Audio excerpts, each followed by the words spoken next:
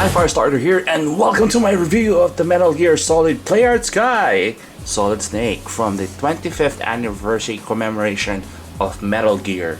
And we have here Solid Snake, and actually the box, if you notice that it came from the original PlayStation game box, so to speak. So we have the same look and feel for the box, and we have here Metal Gear Solid from the, I think, 1999 PlayStation game, Play Arts Guy action figure, Solid Snake, see here. And we have the logo for the 25th commemoration of Metal Gear 25th anniversary by Kojima. Forgot his first name.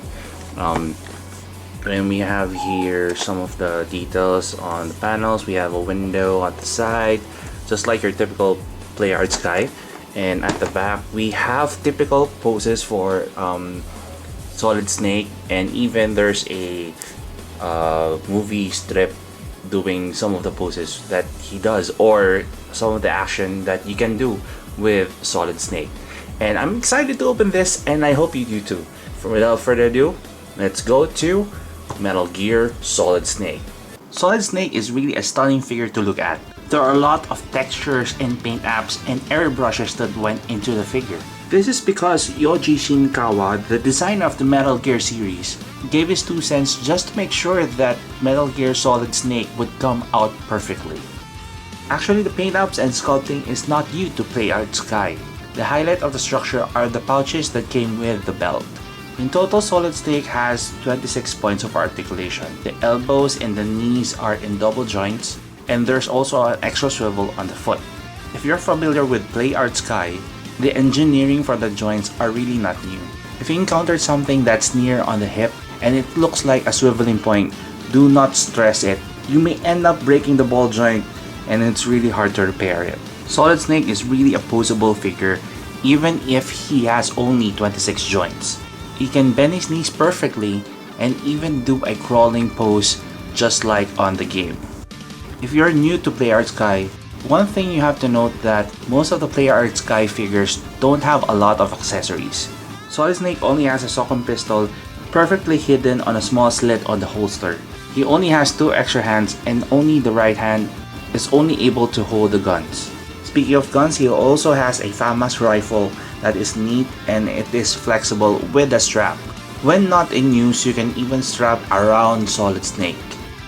And I only have 2 complaints about Solid Snake. One, the hips are really loose, so he has a weight distribution problem, so he tends to fall off very so often. Even though the elbows and the knees are on solid ratchet joints, it's the foot design that gives it away, because it feels like the shins are really thin. I think, in my opinion, it's too thin for Solid Snake. It looks like Chun-Li's leg design, but that's all I can say about that. Overall, I really like the 25th anniversary commemoration of Solid Snake, and Solid Snake is a solid figure to get. I do recommend the stand because he keeps on falling off, and I feel that the joints on the foot are weak and the shins are weak to withstand the upper body weight.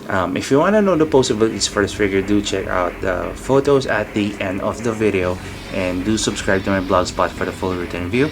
This is Firestarter. Thank you very much for watching, and I hope you enjoyed the review.